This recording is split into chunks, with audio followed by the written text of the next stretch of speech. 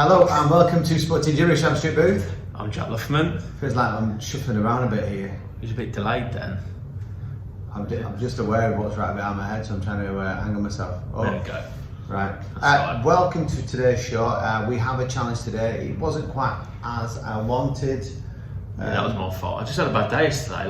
Yeah, just like brain trumping. Yeah, just absolutely. Brain fog, I think. Brain fog. My routine got changed and it threw me completely.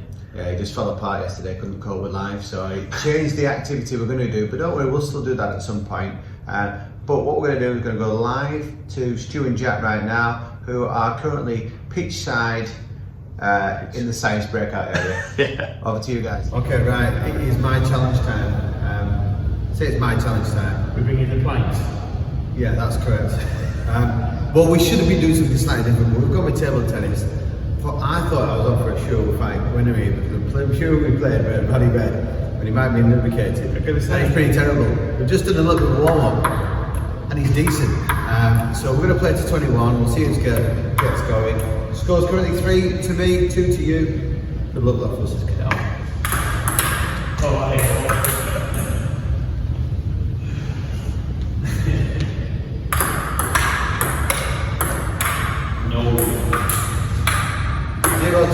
Just record back.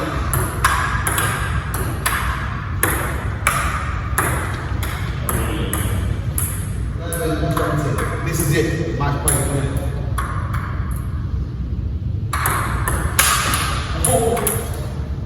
So close.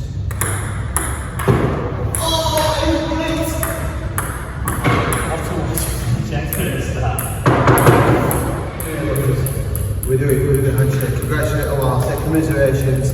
I was right, it was rubbish the rights in bed. He just peaked too early in the old day. I think you've been playing all day, practicing all day. That's exactly right, no less than just been practicing tennis. Right guys, so back to you in the studio. Score is 4-2. Well, I peaked too soon, really. In the warm up. Yeah. To be fair, I was like, I'm pretty sure I remember playing you at Raddy Red, but we might have had a few juices at that point, and I'm thinking, he's not much cop. And then when I saw you in the warm up, I was like, he's hit these well. I'm alright. If you keep on my backhand, I'm alright. Forehand, I'm not very good. Yeah. Backhand's more of a cricket shot, but anyway. But you are pretty good actually. Well, got all the shots. I said pretty good, but I think playing against you, I think the element was it wasn't so much me winning points, other than you losing points. So consistency of just getting the ball back to you. And do you know what? A dividend. That is exactly. We used to play quite a lot on my old school actually. Lovers and Bish and people like that. And that's one thing I got. When we're playing a lot, I was like, I'm not as good as them attacking. Just stay in the point and let them get bored. And I didn't think about that. Yeah. I was trying to get a winner too early. But hey ho, it's all fun. It's taking part that counts. 4 points. 2 to 2. It's alright. It's just marathon, not sprint. Okay. Just don't get too far behind that. Yeah, it's alright. Yeah. We'll see what's going on next week. I need this golf course to open. Yeah. Right, we will wait and see. Although, that said, having the way I played last week. Top golf, or the day after with golf. But we're going to cover that now. So sporting week. So we'll start with you. Obviously, having the disappointment of not beating me at Top Golf, we'll say. You then followed it with the WSO golf competition the day after. Yeah. And how did you get on there? Well, I actually came last. Some people say you still not finished the course. You're probably right. I just picked up now. It was. It's a difficult course, and I think actually, if you look at the scores, Jay Boy won it. Smooth Jay won it. Had a round of his life. I played with him. He had a round of his life. I played really well off. I think he's off 18. DPN Pendleton Nash, who's scratch, or I think he's just gone up to to 1. He scored one. Everybody else was pretty honest. It was really difficult. I didn't get off the tee very well to begin with. That's the problem in the first 9. Had a little bit of bad luck, a couple of bad bounces, couldn't find one ball when I should have found it. I don't know, somebody picked it up probably, I don't know. Bit better back 9, but yeah, it was so hot. It was hard work. And you know what it's like, any sport, anything, when all of a sudden it becomes really hard work and conditions are like, it was a graft, mate. It was a graft. Put it this way, I was ready for that ride here. Though the shower was a delight. I can imagine. And then the Ribena in the bar afterwards was much needed. So yeah, but it was good fun. And I didn't realise until the day that our esteemed WSO Golf Society chairman, Paul Fogarty, that was his last outing. Yeah, so from what I understand is that there's talk of keeping it fresh and continuous, that they're going to change it every year. Yeah. Which, to be fair, is when I did the county football, when I was in charge of the under-16s with Andy, they used to change it every year. Yeah. They used to have a new chairman, vice chairman, and then they would then rotate into that position, which was nice because new ideas to the table, new formats, a few guides. Is that one, you don't want to be laying the burden on somebody to do all the time, because let's be honest, the amount of competitions you put on, it's almost like a full-time job. So hats off to you, Mr. Fogarty. Definitely. But yeah, good luck to the new chairman, whose birthday it was a couple of days ago. Yeah. So welcome on board, Kegsy. Yeah, good luck, Kegs, and yeah, you've got some big shoes to fill, pal. That's all I'm going to say. The two Irish boys have been awesome so far. Taken to the next level. So it's good, and it's growing a bit, and we've got more people in WS's class. So yeah, look forward. And then from September, Boob's going to be there. He's going to have his clubs. Boothie is joining from September. Well, I say joining. I've been there in the group. Yeah. In the background, in the shadows. You've played a couple of times, haven't you? Played a few times. I don't think I've played the WSO trophy though. Yeah, you did, didn't you? When we went to Creek. Was 2 years ago, just was after because it was when it was out. Was that WSO? I had a and great... Alzor as well. Was that WSO? Yeah. Oh no, that was a team event. Where me, you, that was team. Yeah. But yeah, looking forward to getting involved next year. It was good. And you've not done much yourself, but your lad had a very, very proud dad moment. Come on, indulge yourself, that's what I'd say, because I said it would be. So yeah, on my scope, Monday is meeting with doctors to see what's going on with the old op. Under the knife. But yeah, so last night was the sports awards at the school. Just so anybody's not aware, although I am in charge of upper school PE, I am not the director of sports, so I have no say or sway in what goes on. But yeah, last night I was more there as a parent than anything else, because just of the role I play, I more do the examination groups. So yeah, it was a really good night. Harry won Manager's Player of the Year for the football, which I think he scored 15 in 5 games. He then won Manager's Player of the Year for the World School Games, which he competed swimming, athletics and football. Is that when he having his mocks in the middle of his mocks? Yeah, and that's when he speed on. It's funny because on the way in today, I was telling Larks, he brought the jam, saying that Harry had a good day, but he said, one of his highlights of the year is when he said, Larks said to him when he was like, oh, what did you swim in? Meaning like, what race you in? Backstroke, he went, these? And pointed to the bunches, like, yeah, they're horrific, but I think he quite likes them. Well, he wants to. Yeah, and then later on, the awards for inspirational sports person in his year group, he won that one.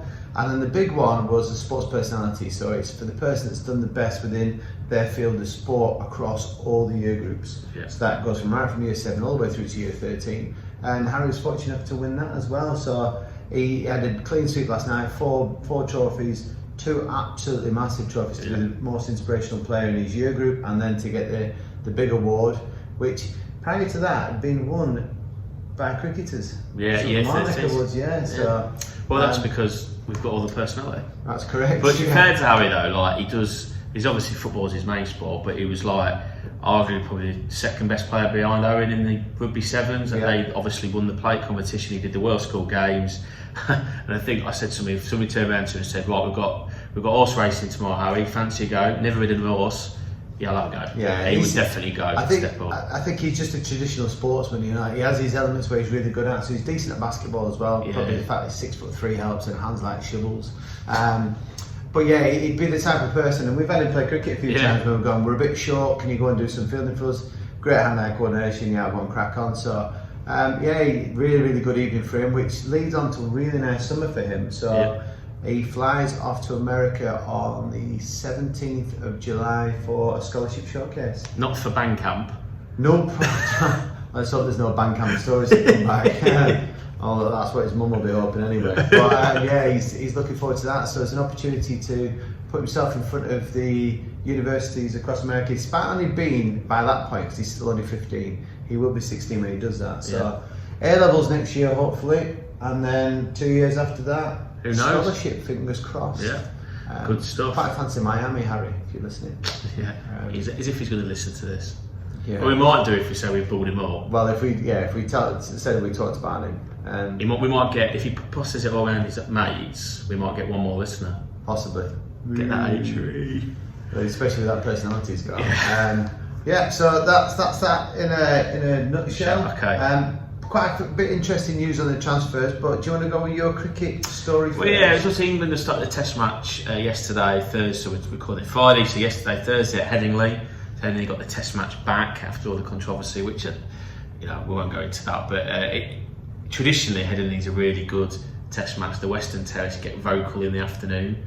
I think it's a fairly flat wicket by the count, so England bowled well, so they're about 200 for 5. So a bit of a slow day if you're there watching in terms of runs. I believe, because a few of my mates have done this before, there is an off licence just around the corner from where you can actually walk out, top up your bag and go back in. Possibly, quite possibly. There's also some fantastic breakfast shops. You can go there in early before the Test match overnight and eat with a pint of Tetler for breakfast, almost like fun rooms. Very Yorkshire. Yeah, right, very Yorkshire. Anyway, during the day's play yesterday, there was a freak dismissal. So Jack Leach is bowling to the left-hander. Left-hander's come down, Henry Williams, I don't know, Henry Nichols. He smashed it, so he smashed it about waist high to nowhere near Leach in his follow-through, so to Leach's left hand, but towards the non-striker. The non-striker's trying to get out of the way. He's managed to get out of the way like a bit Mission Impossible kind of thing. But the ball has hit his bat. Gone up. And not just gone up, it's then gone like at a 45-degree angle at pace to mid-off. So the ball's gone because he's out. Wowzers. Freak dismissal. They're thinking it's one of the most freakish dismissals of Test cricket, I reckon. Anyway, I wasn't seeing work, so I hadn't seen been read about it. And after the sports was, I picked up a message, and Ando, friend of the show, my mate, says, "Have you seen this? Have you seen this dismissal, lad? Proper Scouts lad." I says, "I haven't." He says, "I've never seen anything like it." So I watched it. I said, "I've seen something. I've played in the game very similar to that." So my first year at Woodall back in 2006, Matt Sargent is batting. Similar spinner, comes down and Sarge can hit a ball, big golfer as well, a good all-rounder. Smashed this ball, bit higher head height, and Andy Scholey, who's now the vice chairman of Woodall, was batting in the air without, a bit old school, without a helmet, and he's sort of trying to get out of the way, and it's whacked him on the head and gone up in the air, and mid-off's from around and caught it. Does that not need to be looked at? Well, so that was it. So he's out. The rules of the game. It's out. Blah blah. And I noticed there's a few things on social media last night. Even one of my friends through TNF Sports actually put on. Should England have called him back? Well, absolutely not, because it's just it's a mode of dismissal. It's blooming unlucky, and unfortunately it's a mode of dismissal. But you just wonder whether perhaps should the ball be counted dead. It's almost like when you the only way I can work my way around this is if it does deflect, it's going to be a one-handed catch. One bounce, yeah. But just an absolute freak dismissal. So Nichols had grafted away, I think, England ball well for 19 off nearly 100 balls, and then it's a good shot that would have been 4 because both men were up, and it has ended up getting It's out. almost like the old Liverpool beach ball incident. Yeah. Where it's an absolute freak, but I suppose the rule of the game it shouldn't have counted anyway. No. Yeah, nobody was aware of the rule, did they? Yeah, they got that wrong, didn't they? But this is actually a thing. Yeah. So there you go. So anyway, freak dismissal. I remember playing that game, so I'm sure there's other freak dismissals out there. Right, so what freak things have happened on the football field? That's what I was just going to lead you to. That's not my big question for you. But can you remember anything you played in a game where something really freaky happened? Other than watching that Liverpool one, which I mentioned, and football just seems to be probably cut and dry most of the time.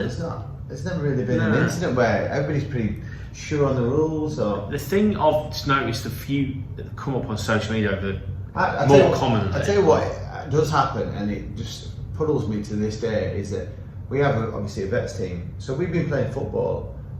Some of us are in their 40s, so we've been playing football a good 30 odd years, and still people get confused with that rule of the penalty, hitting the post and coming back. We played in a match where T got a penalty, hit the bar, and this was for 30, and it came back to him, but I run in behind him, and I was screaming to run in and just volley into the back of the net, keeper's led on the floor, and he volleys it. Look at that. how on earth at the age of 40 Did not know that. do you still not know that Did rule? they change that rule recently, or a version of it though? No, I'm aware. As far as I'm aware, if it hits But yeah, the- even if not, that yeah, I've not seen anything like that. I've not even seen. I've seen on the TV where they've attempted to do the pass and the penalty, but I've never seen it live in action. It's like you've seen a few on social media where like where the ball's at the bar and then the goalkeeper's going to celebrate, he's bounced down and spun back. Right. I don't know whether they're real or not. That's the problem. Yeah, I've not seen that in real life. I tell you what, I did see a video footage of. Do you see the dad whose son's a goalkeeper? Yeah, and he pushed him. Yeah. Now that would be an interesting one because they do score on the end of it because the ball rebounds to the striker and he scores. But that would be an interesting one. As what would you do at that point? But is it the same as a beach ball? Beach ball blew him over. Yeah, Who knows? But yeah, nothing I can recollect anyway. I will. But yeah, it's a freak. So England will see if obviously it'll be good for England to win 3-0. We'll wait and see. See what happens. Yeah, great news. Right, so transfers. So there's quite a bit going on at the moment. I think so. Liverpool's done a bit of business. Yeah, so we've obviously gone and got Calvin from Aberdeen. Yeah. It's. I think it's definitely a backup. I think it might be a bit like the Tamika one with Robertson, that he's going to be there and he's going to give breaks and stuff. But this guy is highly rated. I know, young Scottish lad from Aberdeen. But yeah, we'll play right back, which could, depending on how well he does that potentially move Alexander into another position? Well, that's my question. That was my question on the back of that. Is I think to begin with it's an understudy and he'll play in the cup games or whatever, or when injury. There's two things to Gomez. Where does that leave him? Because when he's played at right back, I think he's done okay. He's a steady player. Just that injury couldn't have happened at a worse time. Because he would have played for England, wouldn't he? He would have played in the Euro and the World. Was it World Cup or Euros? Anyway, either way. But he. And my other point was that. So if say it's a cup game, he plays at right back. Does it give him an option to have a look at Alexander-Arnold in the middle of the park with his range of passing? Much. I mean, Southgate experimented, didn't he, for one? That's a big ask for somebody. Yeah, I think the issue is you're talking about elite level football here. So you're talking about players on top of the game and being great at passing the ball like Alexander-Arnold doesn't necessarily equate to you being a good centre midfielder, because being a good centre midfielder is so much more, and you've got to find them pockets of space when it's crowded and you've got people bombing in from different directions. Playing right back, and I played right back, left back, you get so much more time on the ball than as a centre half, and a centre half gets a lot of time on the ball, and then you then take that into being a centre midfielder gets a little bit more time on the ball than a striker, and the striker's usually got somebody right at the back and been ratting around him. So I think you can be good with certain skills and abilities, but it doesn't necessarily translate that you then automatically become a good player in a different position. No. And does it spell? Because he's got a young fullback. Is it Jones? Is it no, Williams. He's gone. Has he gone? Right. Okay. And then we just sold Japanese lad. Minamino's AC was it? No, I think he's gone to AC Origi. Oh, right, yeah, I did see Minamino. Yeah, so interesting, good signing, good reputation. So but yeah, interesting. But then there's a few others that have happened, and there's actually one that's happened today. Oh, is it? So Bayern is all the rage at the moment. Mane is finally gone. Yeah, it's been confirmed. But Lewandowski's on his way out.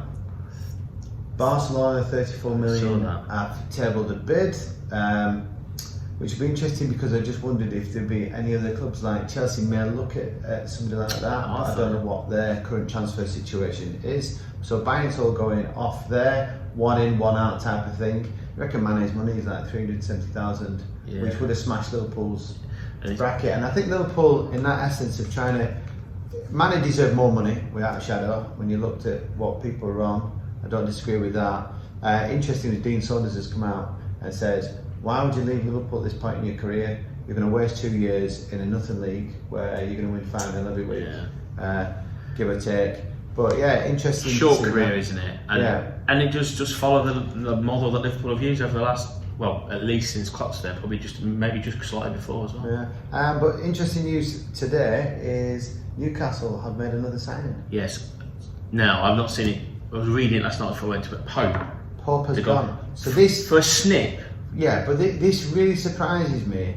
Is I thought Newcastle had a good 2 or 3 goalkeepers. Dubravnik he's a very, very good goalkeeper, and then they had a really good understudy as well. So to then go by Pope, is it just a case of they saw a value in the market. 10 million is a snip in it for I England. don't know if it was 10 or 12 at the end. I mean, I know goalkeepers don't go for a great deal unless, as such, but I agree with you, probably wasn't something they were maybe looking at, No. but 10, 12 million for an England international who wants to send a Premiership is probably like, do you know what, let's do it quickly before there's a bidding war, get him in. Good move for Pope.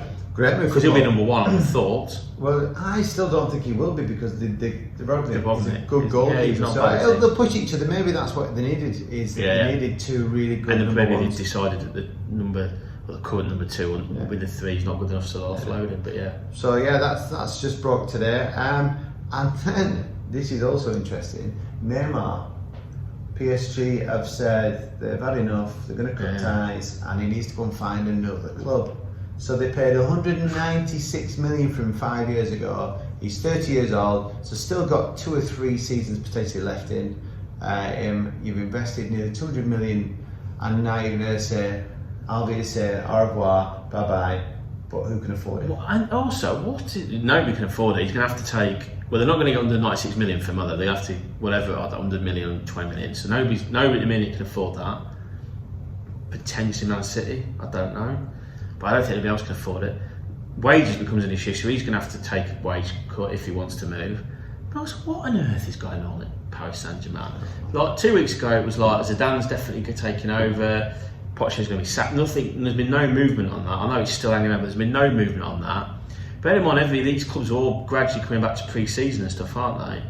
Then I read yesterday that Zidane's come out and said he wants the France job when it comes up next, which apparently could be win, lose or draw after the World Cup when Deschamps says whatever happens, he'll go. He's likely to go. It's been a few years there now. So I'm like, hang a minute. So you're going to get the PSG job, and then if that job comes up in January, you're going to take that job. Like, I just don't get it. Not like, but the fact of the matter is, it just shows that that's a complete mess because they want to win Champions League football, but you're not going to win Champions League football with the mess of the club it is. No, not with the current. It's definitely infrastructure's all. And it's the same with Man United, isn't it? I know they're not professing to win the Champions League, but that's the proof of it. They've had no direction or anything for so many years. Which leads on to my next point. Go on. Is that Ronaldo has now kicked up a bit of a fuss saying that he's ready to quit United because United are too slow to the party when it comes to getting involved in transfers.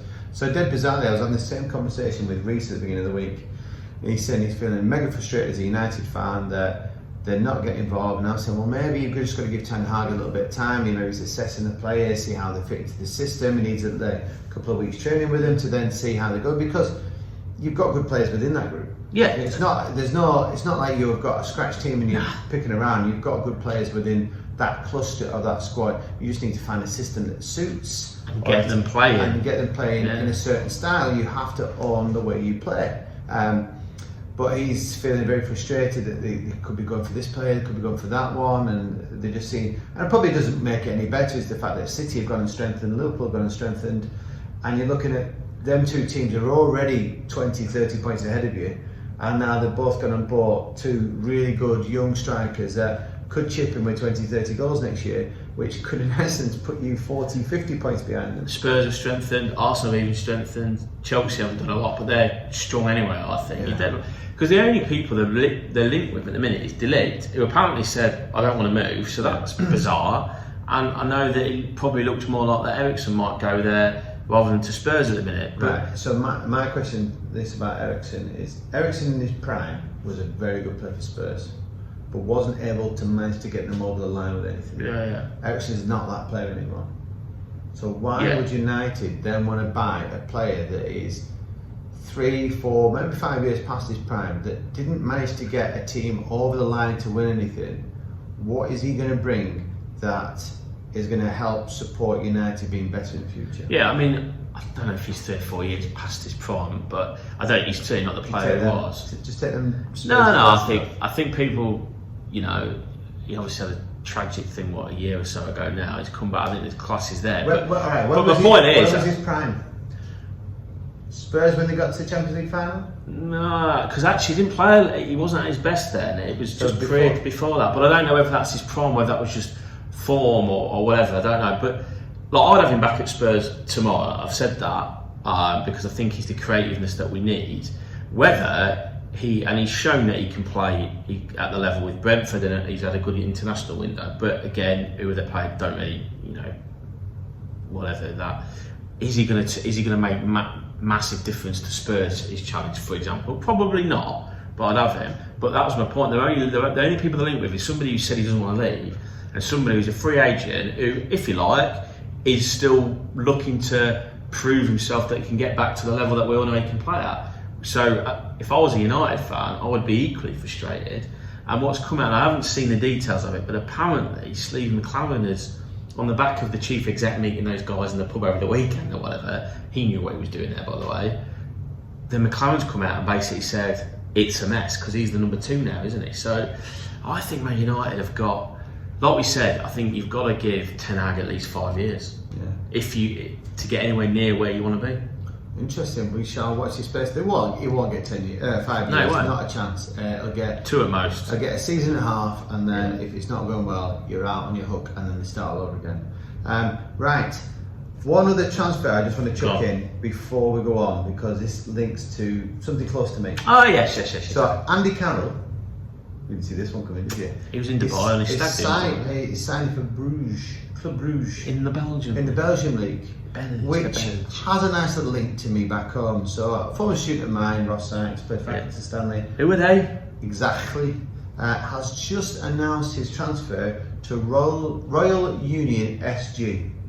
Very good. SG, because we don't know what the second Saint Gillespie. I think it's Gillespie. Has just signed for them, who are in the Belgian Premier League. So Big Ross could be playing against Big Andy Carroll next season, and they are both big boys. Yeah. Andy Carroll's probably got a bit more on the old size and capacity. But he must be 10 years old as well, isn't he? Yeah, Anson Ross is 23, so I think he's 30 plus, isn't he?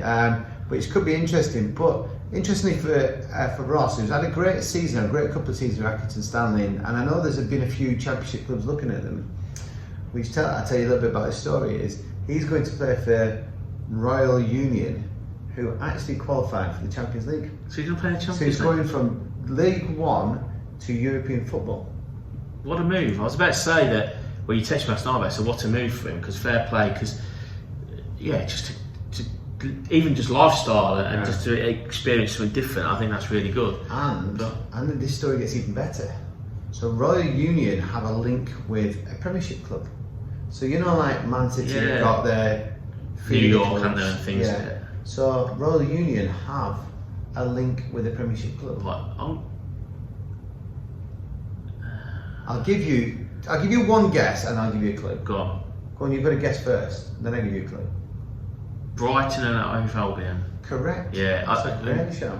When you just said that now, I'm like, I'll put 2 and 2 together. Yeah. So therefore, if he does well, and this what makes me think, and maybe I'm thinking too much and overthinking. No, I know what you're going to say now. Is that Brighton have said this lad has got a lot of potential because he has, and he's been scouted by a few decent clubs. They've gone, let's get him in at Royal Union. Let's give him a season there, see how well he does, and then, if need be, almost out the shop window of other Championship, Premiership clubs. Interesting. Yeah. Watch this space. Well, firstly, good luck, Ross. Yeah. Wish you all the best. I did send him a message, so he's really good at getting back to me and let me know. So I did say, can I sell your Accrington Stanley top?